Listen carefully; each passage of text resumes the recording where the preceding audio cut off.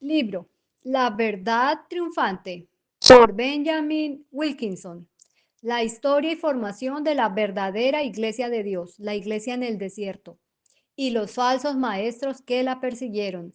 Esta verdad sale a la luz para los cristianos de la última generación. Capítulo 12. Aidan y la Iglesia en Inglaterra.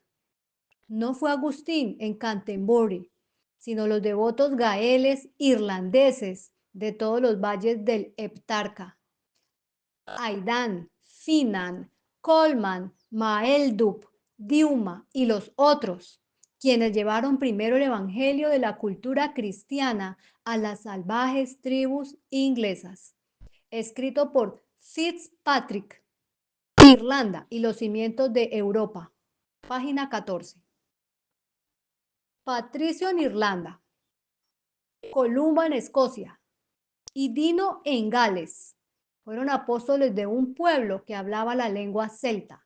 Aidan, por otro lado, discípulo de la escuela celta de Columba, fue llamado a ser apóstol de una raza diferente, los anglosajones paganos de Inglaterra.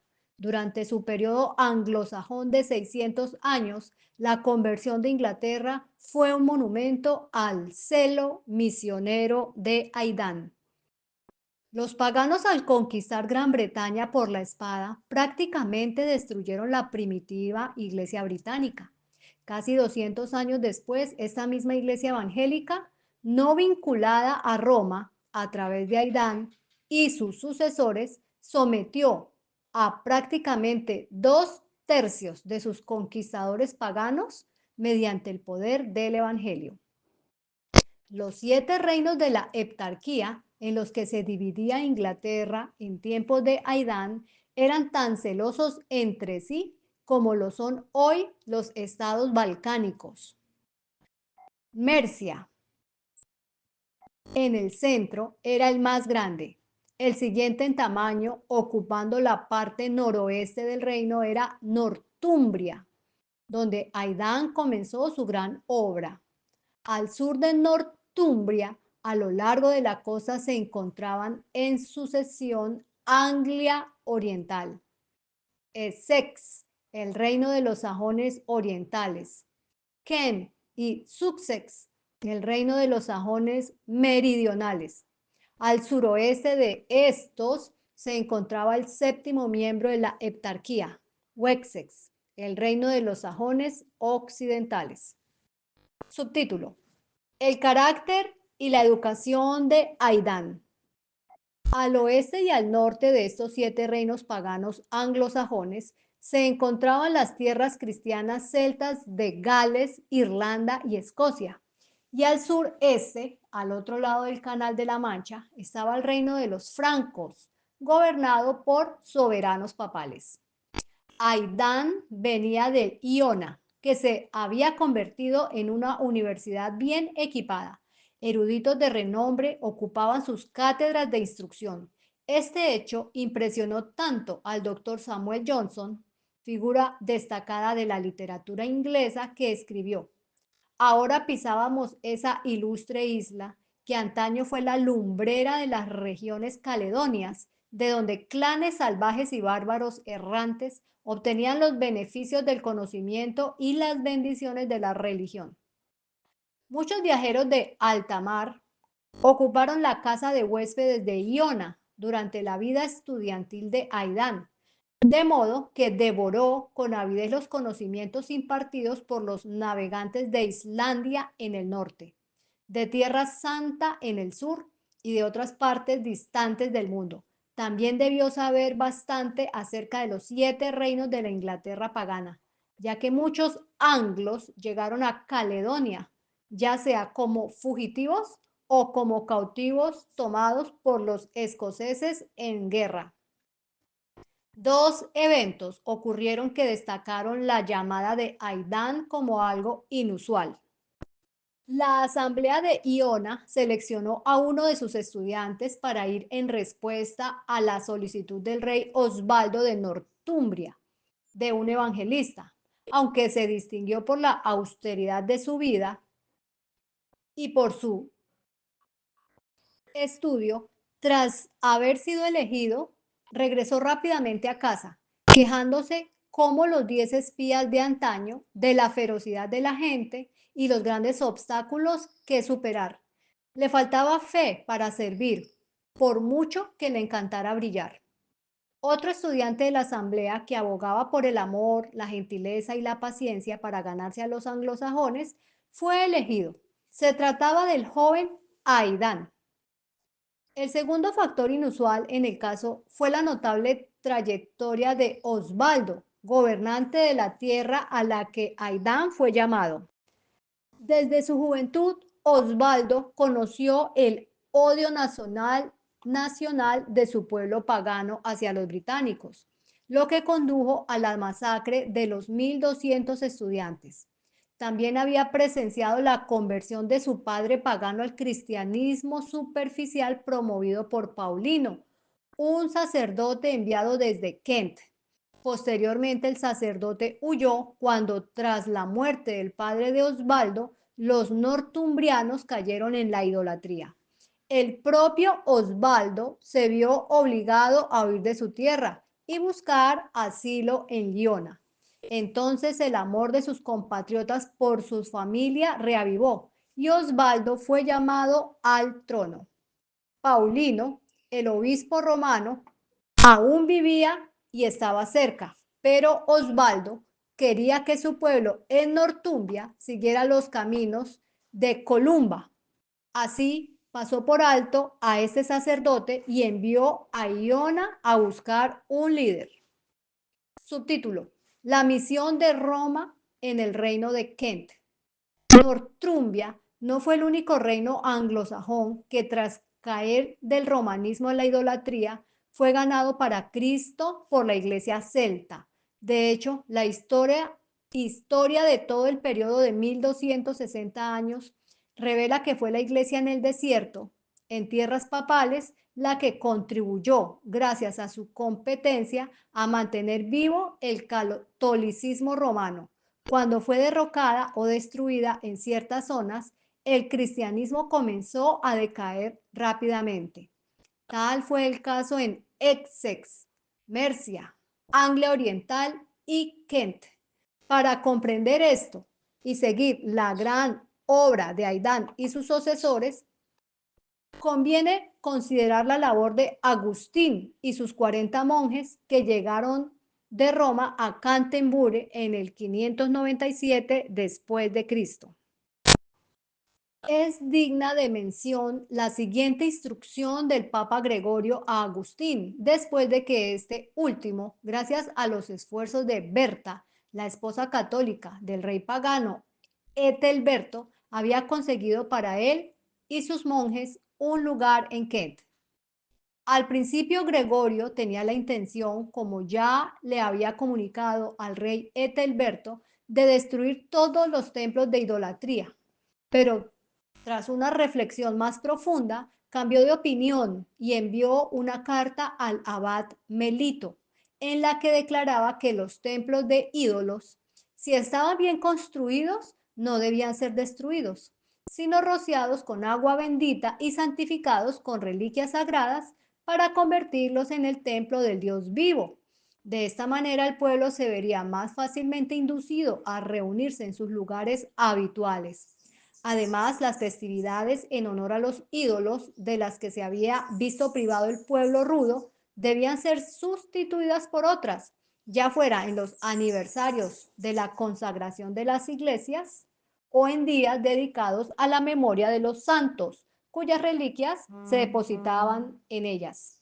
En tales días se debía enseñar al pueblo a erigir pérgolas alrededor de la iglesia para celebrar sus comidas festivas y así agradecer al dador de todo bien por esos dones temporales. De esta manera, permitiéndoles disfrutar de algunos placeres sensuales, podrían ser conducidos más fácilmente a aquellos que son internos y espirituales. En cuanto a los métodos que empleó Agustín, el historiador Albert Henry Newman afirma lo siguiente, haciendo alarde de una vida ascética con fingidos milagros y con promesas.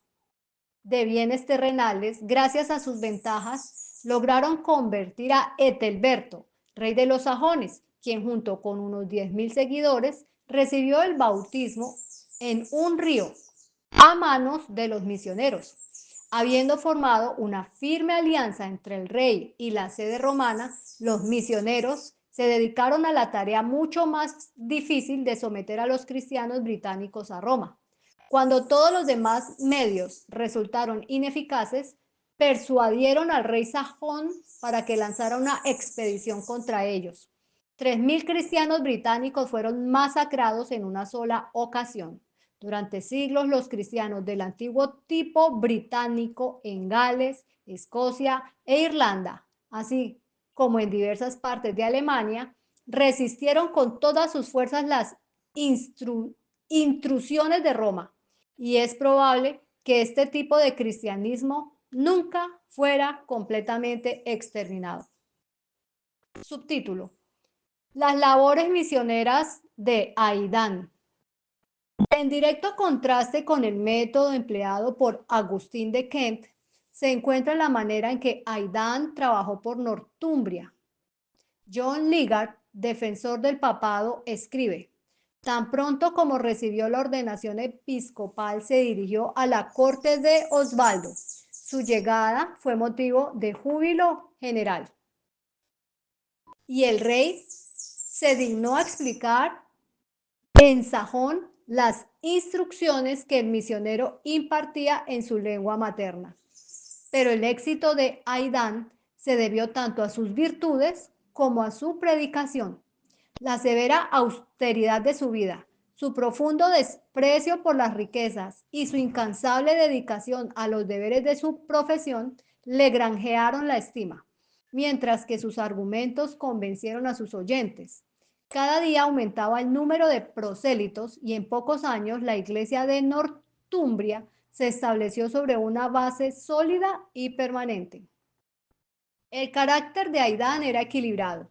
En fervor religioso no se comparaba con ninguno de los grandes líderes de la iglesia. Su laboriosidad era asombrosa. Nunca se quedaba de brazos cruzados. En él residía esa llama de fuego vivo que resplandecía con tanta gloria en muchos de los jóvenes misioneros enviados desde las escuelas de Patricio y Columba.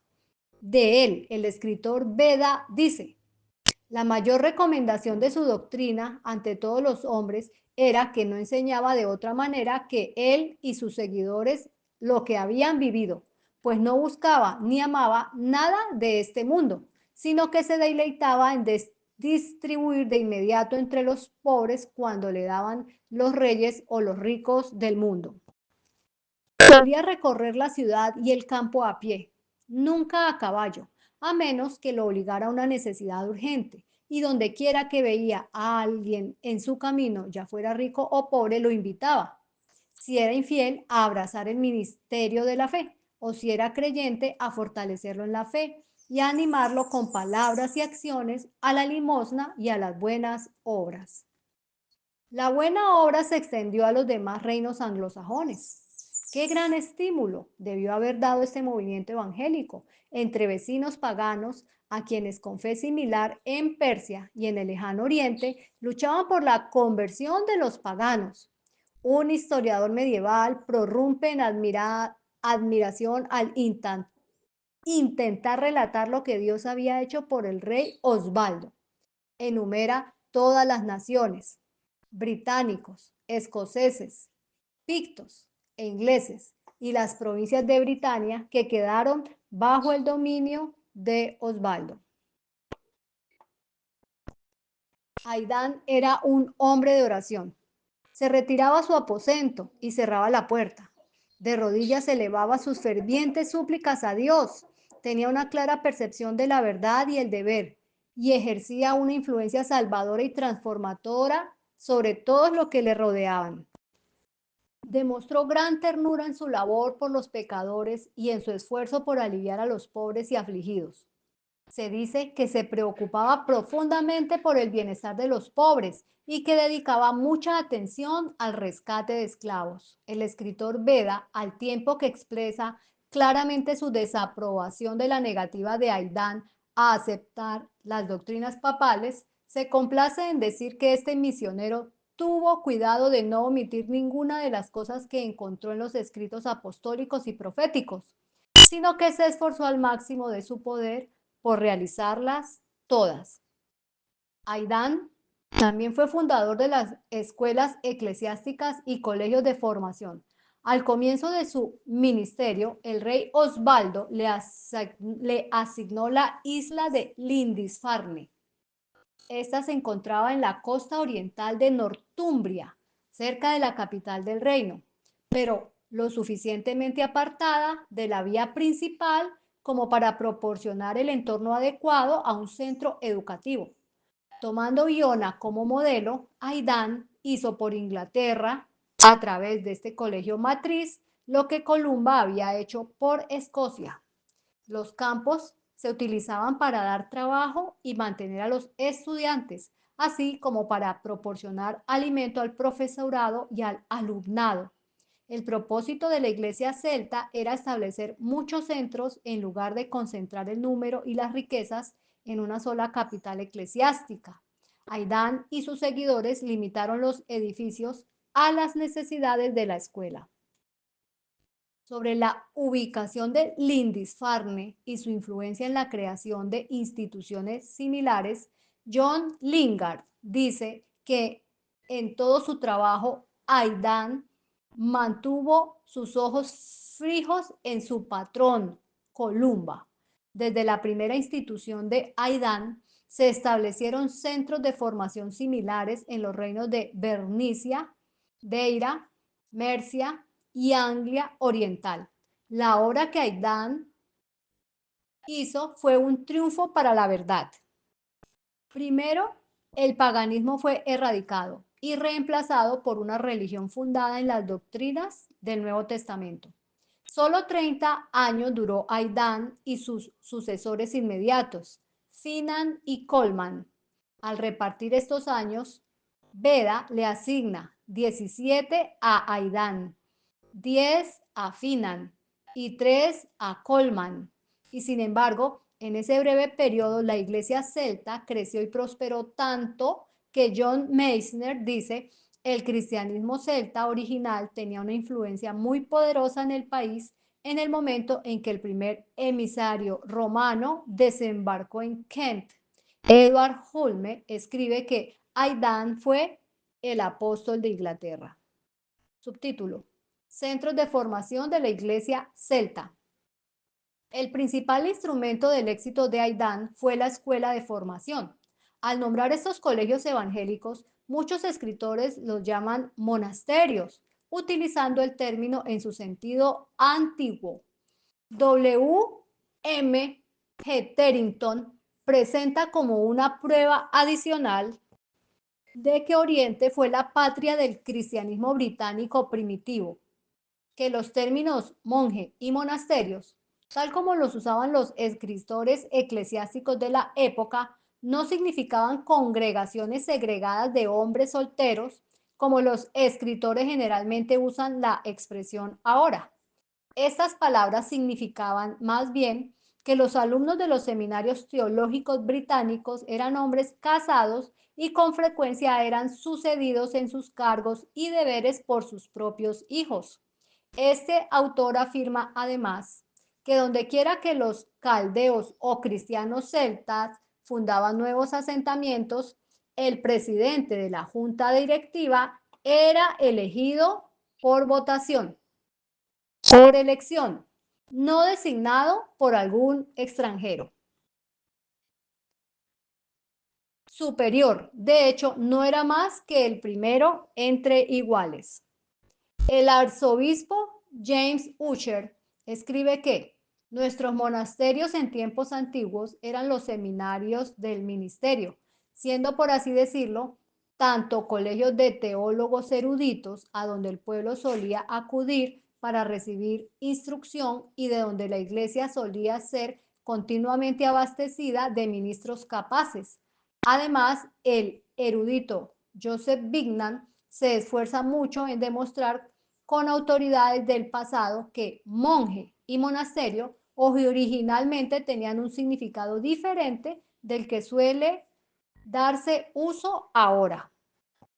Poco después de la fundación de Lindisfarne, Aidan fundó Melrose, a orillas del río Tweed, como segundo campo de entrenamiento, aunque desde entonces, durante siglos, las sombras se han extendido a diario sobre los campos baldíos donde antaño se alzaba esta universidad colombina.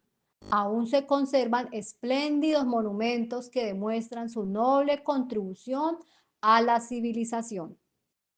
Subtítulo: Whitby, como centro de formación. Otro instituto similar, probablemente la sede espiritual columbana más famosa de Inglaterra, fue Whitby, en el reino de Northumbria. Dos célebres, Hilda y Caedmon, están conectados con este centro histórico. Whitby es recordado particularmente por la célebre abadesa Hilda. Era de ascendencia real y desde los 13 años fue reconocida por su piedad y consagración a la fe cristiana. Cuando el paganismo resurgió en Northumbria tras la obra superficial de Agustín, Hilda abandonó el país y se dirigió al sur, probablemente a Anglia Oriental. Entonces llegó la gran noticia de que el rey Osvaldo ocupaba el trono de su tierra natal. Tras distinguirse por una noble labor en dos centros de formación, regresó a Northumbria y se dedicó a construir o a organizar un seminario bíblico en Whitby. El escritor Beda relata que Aidan y otros religiosos la conocían y la honraban por su labor, debido a su sabiduría innata y su inclinación al servicio de Dios. La visitaban con frecuencia y le pedían consejo. Además, la instruían diligentemente en las doctrinas. Incluso los reyes y príncipes le pedían y le recibían su consejo. Ella impuso una disciplina eficiente y académica al seminario de Whitby. Este establecimiento era muy grande y contaba con dos divisiones separadas, una para cada sexo. Esta disposición era inusual. Obligó a todos los que estaban bajo su dirección a dedicar mucha atención a la lectura de la Biblia y a aprender a enseñar las verdades bíblicas. Hay amplias evidencias de que este fue el tipo de centro de formación establecido en todo el mundo por la Iglesia en el desierto. Se especializó en el estudio de la copia de las Sagradas Escrituras. Se enseñaban agricultura y otros oficios. A las niñas se les impartía instrucción adecuada para su vida posterior. Whitby se convirtió en cuna de hombres eminentes, graduando a 5 que llegaron a ser directores provinciales y dando al mundo a Caedmon, el primero de los poetas religiosos ingleses.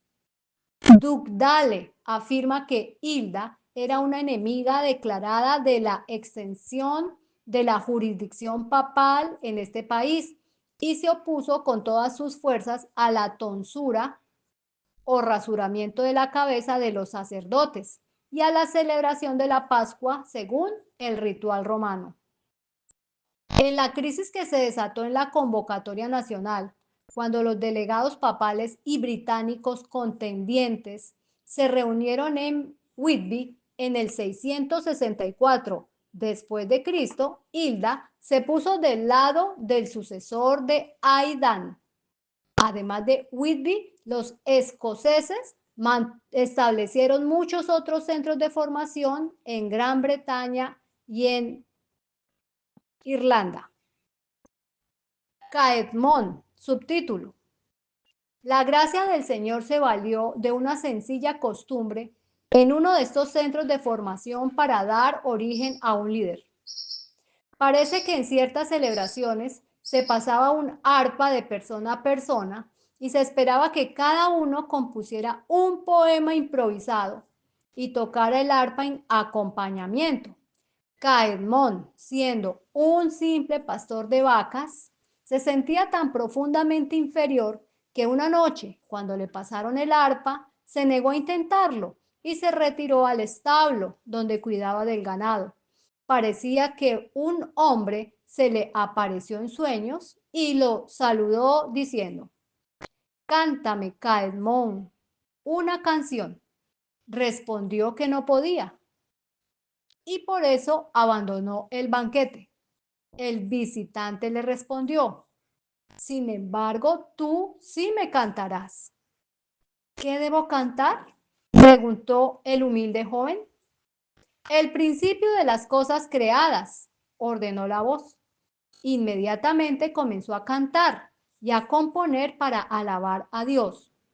Cuando se informó de esto, Hilda, siempre buscando dones entre sus alumnos, le pidió que relatara el sueño y repitiera las palabras que había oído. El escritor Beda dice: «Todos concluyeron que nuestro Señor le había concedido la gracia celestial». Los estudiantes de la abadía se deleitaban ejercitando el don que habían descubierto en Caedmon. Le daban pasajes de las Sagradas Escrituras que, al traducirlos al inglés, él convertía de inmediato en armoniosos versos y los repetía con dulzura a sus maestros. El escritor Beda escribe: «Cantó la creación del mundo, el origen del hombre y las historias del Génesis, e hizo muchos versos sobre la salida de los hijos de Israel de Egipto y su entrada en la tierra prometida, con muchas otras historias de las Sagradas Escrituras, la encarnación, pasión y resurrección de nuestro Señor y su ascensión al cielo, la venida del Espíritu Santo y la predicación de los apóstoles, también el terror del juicio futuro, el horror de las penas del infierno y las delicias del cielo, además de mucho más sobre los beneficios y juicios divinos, por los cuales se esforzó por apartar a todos los hombres del amor al vicio y excitar en ellos el amor y la aplicación a la buena acción». Los sermones versos de Caedmon cautivaron el corazón de Inglaterra. Caedmon amaba los temas sagrados, compuestos en el idioma popular. Estos temas inspiradores podían ser cantados por todos los círculos. Por primera vez, el pueblo llano disfrutó de las maravillosas palabras de vida en himnos comprensibles. En aquellos días, cuando no existía imprenta, Caedmon, a través del canto, transmitió el mensaje que Aidán y sus discípulos predicaban. Subtítulo: Finan. A la muerte de Aidán, Finan fue elegido en su lugar. Continuó la labor iniciada con habilidad por su predecesor. Cuando Finan evangelizó el reino de Mercia, este ocupaba una posición dominante en la heptarquía, pues se encontraba en el centro de Inglaterra y estaba habitado por un pueblo valiente y guerrero. Por influencia, el gobernante belicoso Penda, el reino cayó en la idolatría. Ahora bien, el hijo de Penda, Peada, un joven ejemplar de mente abierta e ingenioso, estaba enamorado de Elfleda, hija del rey Oswy de Northumbria, hermano de Osvaldo. Cuando solicitó la mano de la joven en matrimonio, el padre se negó, alegando que no era cristiano, pero le pidió a Peada que recibiera instrucción en las enseñanzas de Cristo y trabajara por la conversión de la zona sur de Mercia, sobre la cual su padre lo había puesto como gobernante. Cuando conoció el evangelio y fue instruido en cuanto a la resurrección y la futura vida inmortal, se regocijó con la nueva luz e informó al padre de Elfleda que su gran deseo era convertirse al cristianismo, consiguiera o no a la joven. Acto seguido, Finan fue enviado a Peada con su gran séquito de condes, soldados y sirvientes. Tras bautizar al joven príncipe, dejó a 4 pastores de la iglesia celta, a Seth, Ada, Betty y Diuma, para que los instruyeran a él y a su pueblo. Este último ministro era de ascendencia escocesa, mientras que los demás eran ingleses. Al llegar a la provincia del príncipe, estos pastores predicaron la palabra de Dios, que fue recibida con agrado tanto por la nobleza como por el pueblo llano. Muchos renunciaron a su idolatría y se bautizaron. Subtítulo: Los sajones orientales. Del reino de Mercia pasamos a Essex. Un estudio de la religión de los sajones orientales revela una vez más la superficialidad de la labor de los misioneros papales. Tras su primer éxito en Kent, Agustín ordenó a Melito, obispo de Saberto, rey de los sajones orientales. Muchos fueron bautizados y parecía que Melito había realizado una buena obra. Sin embargo, tras la muerte de Saberto, sus tres hijos paganos inmediatamente hicieron una profesión abierta de idolatría, a la que previamente habían renunciado. Concedieron al pueblo libertad para servir a los ídolos, y cuando vieron al obispo romano celebrando misa y repartiendo la hostia al pueblo, discutieron con el sacerdote. Finalmente, obligaron al obispo y a sus seguidores a abandonar el reino. Inmediatamente, Melito huyó a casa de los dos obispos papales del reino de Kent. Los tres acordaron que lo mejor para ellos era abandonar Inglaterra, por lo que se retiraron a Francia. Bajo el reinado de Finan, la fe cristiana se reafirmó entre los sajones orientales y esta vez la iglesia celta llevó el mensaje. El rey de Essex, Sigeberto, y sus amigos fueron bautizados. Tras su bautismo, el rey llamó a misioneros celtas a su reino. Así, la iglesia celta fue el instrumento en manos de Dios para que el cristianismo prevaleciera sobre la idolatría en el reino de Essex. Finan reconoció cómo Dios obraba con los misioneros de la iglesia en Essex, siguiendo el ejemplo de Columba y Aidan, que lo precedieron. Estableció un centro de formación teológica en Tilbury. Se ha demostrado cómo los tres reinos de Northumbria, Mercia y Essex fueron reconquistados de su idolatría a la fe de la iglesia celta gracias a la labor consagrada de los escoceses. Hablando de la magnífica labor realizada por la iglesia celta en estos reinos, el historiador Rapin de Toiras escribe: Agustín tuvo el honor de convertir a los ingleses, cuando en general sus progresos no fueron muy considerables. Es cierto que predicó a los sajones de Kent como Melitus a los de Exeter, y con gran éxito. Agustín, en la cúspide de su éxito, por el cual es tan honrado, estableció dos obispos, Justo en Rochester, en su propio Kent, y Melito en Londres, aunque el Papa le había ordenado expresamente que estableciera obispos donde fuera necesario. Esto es una clara evidencia de que el progreso que se le atribuye no fue tan considerable como Gregorio imagina. Por lo tanto, resulta sorprendentemente extraño que la conversión de los ingleses se atribuya a Agustín en lugar de a Aidan, a Finan, a Colman, a Seth, a Diuma y a los demás monjes escoceses, quienes sin duda trabajaron mucho más que él. Pero aquí radica la cuestión.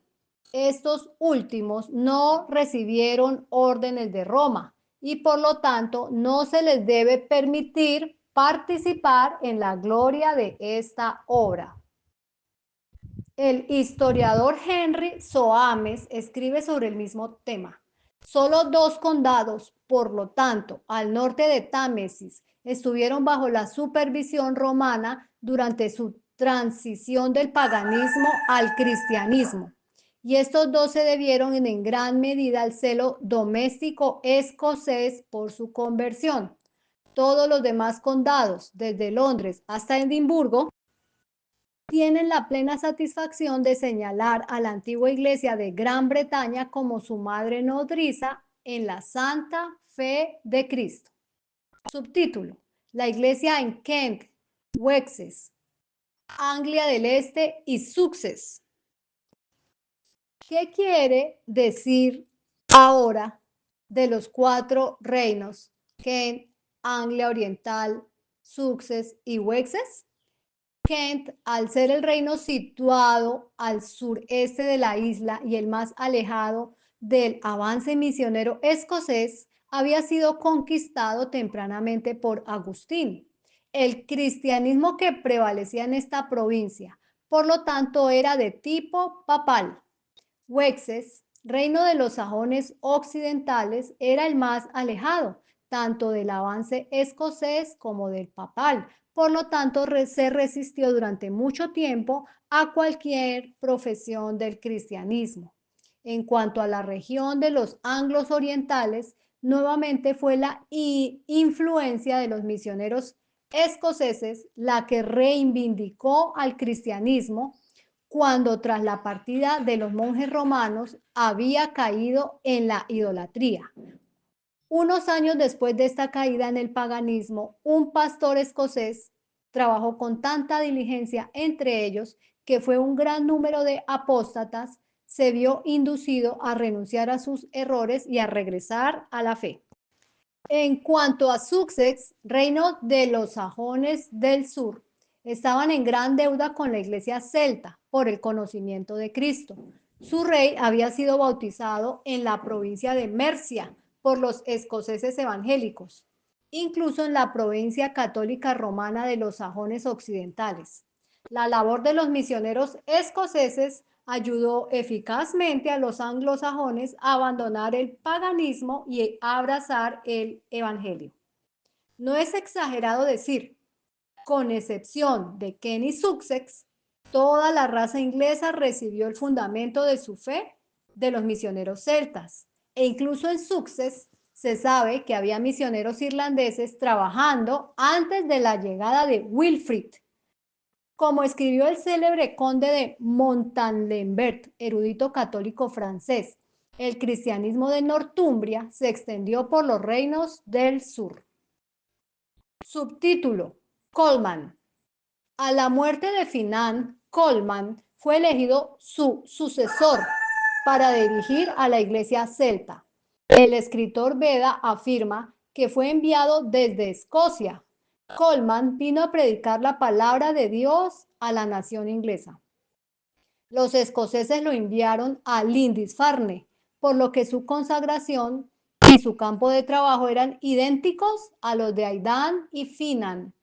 El reino de Northumbria, sin embargo, dado que en ese momento Oswy, rey de Northumbria, era un líder entre otros reinos de Inglaterra, Colman sería naturalmente un líder de líderes. Poseía la mansedumbre de Cristo. Paso a paso el cristianismo británico se enfrentó con éxito al paganismo arraigado y al romanismo decadente y avanzó provincia tras provincia. De repente, el viento cambió. Las intrigas de la reina católica de Oswy triunfaron. Cuando Colman llevaba solo 3 años en el cargo, las acciones de la reina precipitaron el concilio de Whitby. 3 cosas estaban en contra de Colman. Primero, el corto tiempo que había estado en el cargo. Segundo, el hecho de que su antagonista, Wilfrid, había sido instruido en los caminos del papado. Y por último, la intriga de la católica reina romana.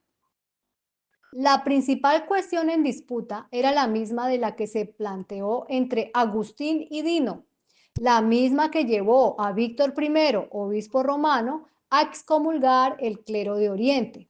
La fecha de la celebración de la Pascua. En otros países se usó la espada contra quienes se negaron a aceptar las prácticas de Roma. Eanfled, la reina católica romana de Oswy, estaba decidida a doblegar al rey a las prácticas de Roma. El capellán de la reina, Wilfrid, Era uno de los opositores más acérrimos de la iglesia celta. Había sido enviado a Roma durante 4 años y contempló los suntuosos ritos y templos del papado. Durante este tiempo se había instruido en los argumentos y tradiciones diseñados para difundir la autoridad de Roma y regresó a Northumbria con el propósito de obligar a la iglesia celta a alinearse con las prácticas papales. El debate público era precisamente lo que Wilfrid buscaba para que se proclamara una decisión a favor del papado. La debilidad del rey aseguró de antemano esta victoria. Oswy decretó que ambas partes se reunieran en un foro abierto. El lugar elegido fue Whitby. Oswy presidió el concilio. Colman, sus clérigos escoceses, la abadesa Hilda y sus seguidores, y el obispo Seth estaban del lado de los escoceses. El rey, su hijo, el príncipe Alfred, la reina y 2 hábiles sacerdotes romanos, además de Wilfrid, estaban del lado de Roma. Nadie puede leer el informe de la discusión tal como lo transmitió el historiador papal Beda, sin darse cuenta de la habilidad con la que Colman respondió a los argumentos del caso. Sin embargo, Wilfrid astutamente llevó el debate hacia la supremacía de Pedro.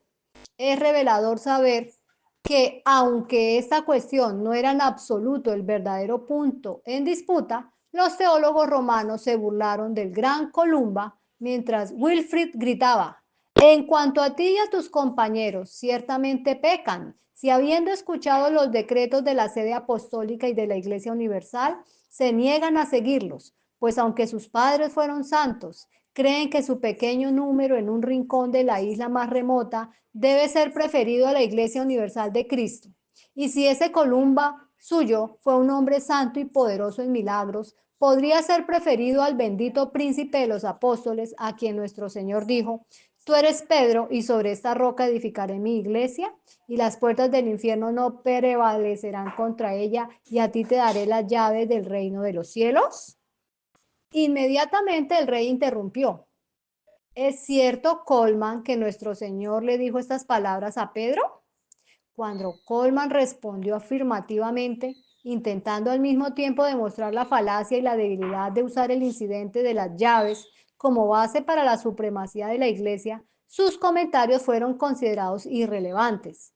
El rey llevó a la audiencia una creciente indecisión hasta que finalmente renunciaron a su antigua costumbre y decidieron conformarse a la pretendida superioridad de la Pascua papal. No es difícil comprender por qué el rey Oswy cedió a la presión de la reina y su capellán. Mediante su alianza con los reyes de Europa, Roma estaba sentando las bases de su teocracia, amplias y profundas. La nueva línea de reyes descendientes de Carlomagno se alzaban hacia el dominio del continente, arrastrando consigo al papado. Los decretos de los concilios generales del papado eran supremos. Reyes, incluso más resueltos que Odwin, se habrían debilitado ante la presión. Subtítulo: los 4 siglos posteriores a Whitby. Algunos se han preguntado por qué Colman y los obreros que lo acompañaban partieron inmediatamente a la isla de Iona. ¿Cómo podría haber actuado de otra manera? Si hubieran reunido sus fuerzas para luchar contra el rey y los sacerdotes extranjeros, tal plan podría haber desmantelado la organización eclesiástica que Aidan y Finan habían construido con tanta habilidad. Recordó que cuando las primeras persecuciones feroces cayeron sobre la naciente iglesia de Jerusalén, los apóstoles abandonaron la ciudad, de modo que la oposición que los asaltaba se desvió de la iglesia. Por lo tanto, podemos ver la sabiduría de Colman al partir inmediatamente con sus colaboradores. Durante los 4 siglos oscuros que siguieron al concilio de Whitby, la extensión hacia el norte de la iglesia romana se vio frenada por guerras raciales e invasiones paganas que construyeron barreras adicionales entre el norte y el sur. En la providencia de Dios, La partida de Colman no pudo haber sido más oportuna. Al papado no se le permitió disfrutar ampliamente de su cuestionable victoria en el concilio de Whitby, como han afirmado muchos historiadores.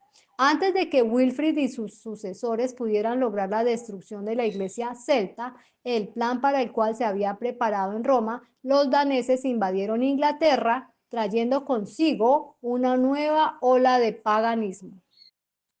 Sin embargo, tras la marcha de los líderes de la Iglesia británica, los representantes del catolicismo se apoderaron inmediatamente del dominio espiritual del reino. Al año siguiente de Whitby, el Papa Vitaliano escribió una carta al rey Oswy sobre el nombramiento de un arzobispo para Canterbury, en la que decía: por la mano protectora de Dios te has convertido a la fe verdadera y apostólica. El Papa Vitaliano le dijo al rey que erradicaría la cizaña enemiga. Prometió además enviar las reliquias de los apóstoles Pedro y Pablo junto con la carta. Poco después, el hijo del rey Alchfrid descubrió y desterró la secta escocesa. Esta injusticia fue infligida por el rey Alchfrid a los creyentes escoceses con la aprobación de su padre Oswy, porque los escoceses se negaron a conformarse a una iglesia que sancionaba el culto a las reliquias.